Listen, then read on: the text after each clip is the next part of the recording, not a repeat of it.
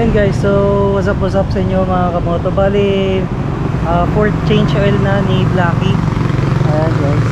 So, dito ako sa Yamaha sa Lingayen. Pagpapamaintenance kayo, huwag niyong kakalimutan pala ito. Kasi minsan nakakalimutan ko, binabalikan ko. So, kailangan nito kasi dito nire-record yung mga mga dates, tapos kung ano yung mga ginawa sa motor. So, ayun, papasok lang muna ako doon, tapos bibigay ko to. Tapos actually pang 10 months na yung second maintenance niya, yung fourth maintenance niya dapat 9 months. So 10 months na. Tara, bigay ko lang to.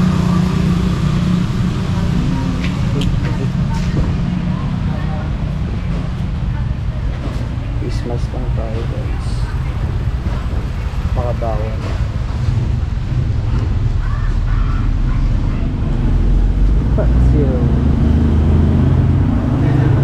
Sir? Oo sir, iyan ko lang.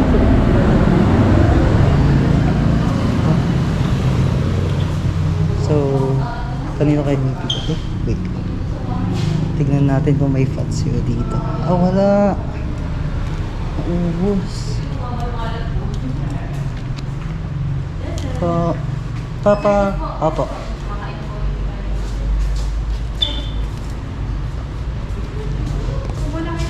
Sige pa. Sorry.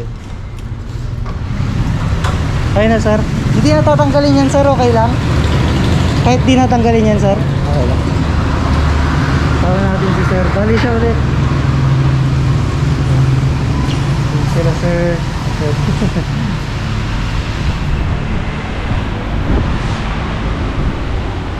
Bali, panggil na.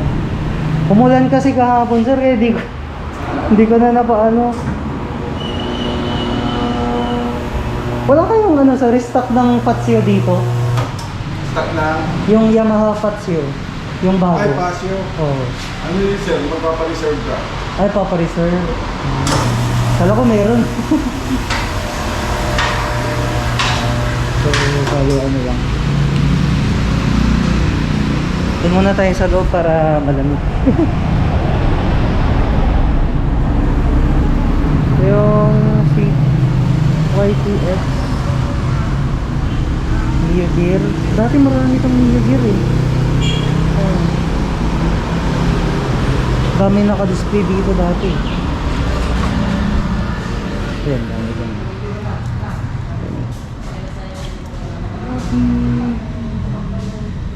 Ang ganda ng Aerox. Ang ganda ng Aerox nice.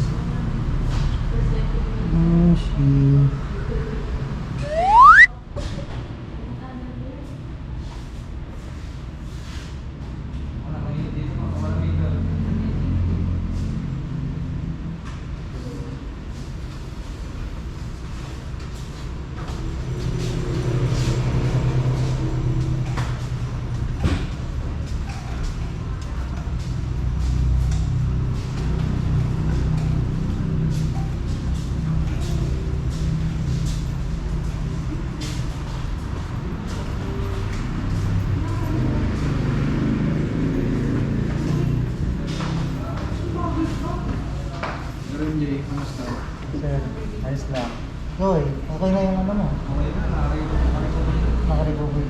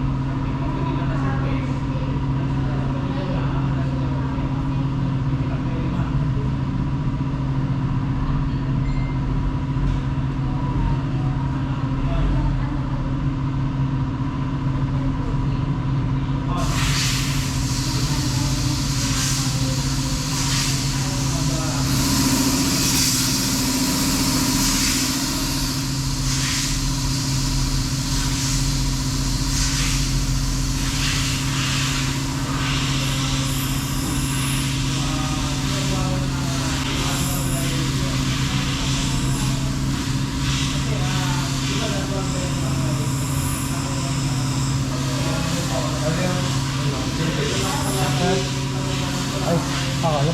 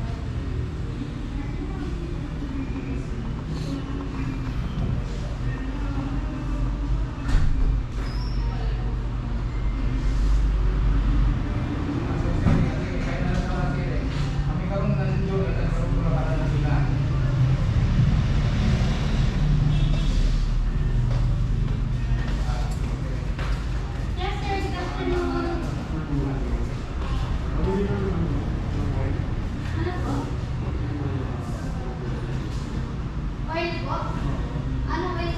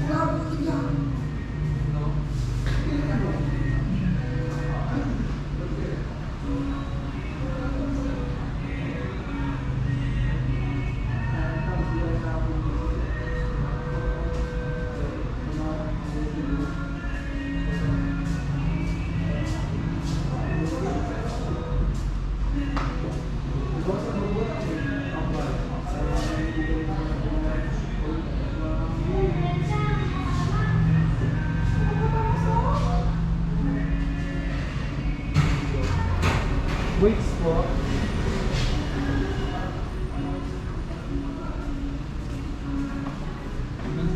Yes po. Yun. Ano mo, palit ng... Mga ilang issue na yan, sir? Wala po. Pang ano sir, pang-apat. Ano lang ba kayo? Ay, wala. Normal lang ba yung ano sir, yung pag ano, arangkada siya, yung hindi masyadong mabilis, yung parang nagbabay dyan sa pangibandang makina niya ata. Yan, baka sa panggilid dyan, sir. Pacheck mo na yung panggilid mo. Panggilid.